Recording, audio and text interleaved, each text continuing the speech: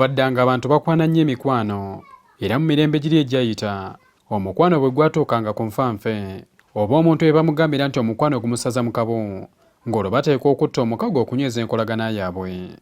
Ekigambo omukago kyava mu kwagalana. Omukago y'endagaano etediba ekolebwa ab'omukwano ababiri abatali ba luganda. Edda tewasobolanga kutta mukago na muganda wo wadde oyo bwe mugatta omusaayi mu kika kyo. Omukago tebaalinga nti baali ba luganda bazaalibwa bumu, oba ono yadda ku munne ono ye taata. Gwalinga abantu abafaanana bo mu ngeri eyo.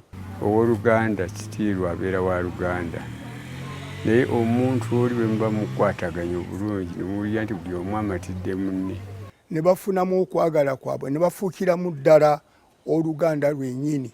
Bwe baamalanga okutta omukago baabanga bafuuse ba luganda. Okumuyingiza mu nju afuuka omuntu ow'omunju w'omukago, okubeera ng'owooluganda nga balina kutta mukago.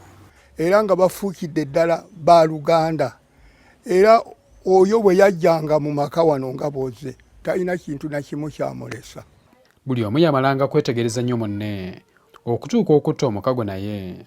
Bafunanga empeke y'emmwanyi ne bagisusa ne bagiggyamu emiwula gyayo ebiri egibeeramu, buli omu n'akwatako gumu, era buli omu n'asala katono ku munne, n'addira omuwula ogwo buli omu n'agusiga omusaayi gwa munne ne bamira. Ne balyoka baddira empeke y'emmwanyi ne bagiggyamu emiwula egyo ebiri nga basala omusaayi ku kkundi buli omu, ne bagiyuzaamu bwe bati omulamwa, ne basiigako omusaayi ku mpeke y'omuwula ogwo, buli omu n'alya ku muwula ogwo olwaba nga bassa omukago. N'agimuwa n'agimira, n'ono n'amuwa ono n'agimira.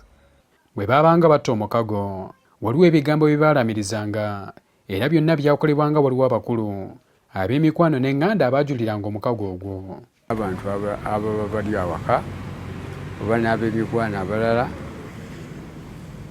okubaawo ng'abajulizi okukakasa ekintu kye batuuseeko. Era tebaakolanga kintu kyonna ng'abantu abo tebaliiwo. Baalamirizanga bagamba nti tusse naawe omukago, okuva kati ebyange n'ebyo tubigasse, kati tufuuse muntu omu. Alisobya omukago guno yalibaako omusango, era ye omukago gwe gulisala wamu n'ab'ekika kye. Okutta omukago gwabanga mukolo gwa ddala, kubanga baafumbangawo n'ekijjulo, era bwe baamalanga nga bagabula ekijjulo makeke. Gwabanga mukolo mukulu nnyo, omukago ogwo gwe baakola. Baafumbanga emmere yaabwe sino mulembe guno ogwannangani ogw'omuceere biki, naye bafumbanga emmere yaffe eŋŋanda, matooke, tumulango, emmere yaffe ekinnansi ey'edda. Abaabanga bassa omukago babanga bamaze okukola endagaano egamba nti ekikwata ku omu kiba kikutte ne ku mulala, kakibe kirungi oba kibi, kakibe kyangu oba kizibu, wadde kyasanyu oba nnaku, okufaananako ng'endagaano y'obufumbo. Nga kakati olabagambye kaakati nkuwadde empeta eno, nsimanyi obeere nange, nkubeerereko nkunywerereko okutuuka obulamu bwange bwonna ebivakuba. Naye n'omukago gwabwe baagolanga bwe batu. Gwabanga nga omuntu alayidde toteekwa kusobya munno, era bw'obaako ensobi gy'okoze munno n'akunenya notomwetondera oba omukago oba ogwonoonye. Abamu baatyanga okutta omukago nga tebeekakasa nti balisobola okugukuuma, ate nga bamanyi nti bw'ogusobya gusobola okukutta.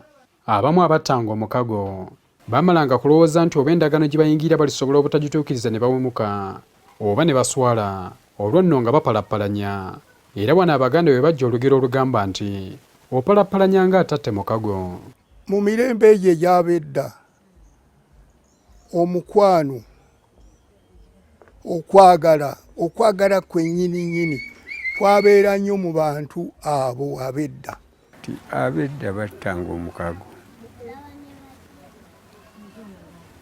okulaga obumu n'omutima nti bwatta omukago n'omuntu kitegeeza gwasirayo omukago ayinjidde mu nju ewuwe mu kika kye, ate naye ayinjidde mu kika kye ky'oli munne, bafuuse omuntu omu.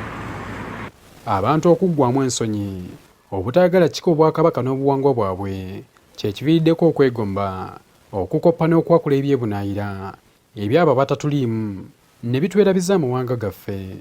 Nze Habat Kamoga.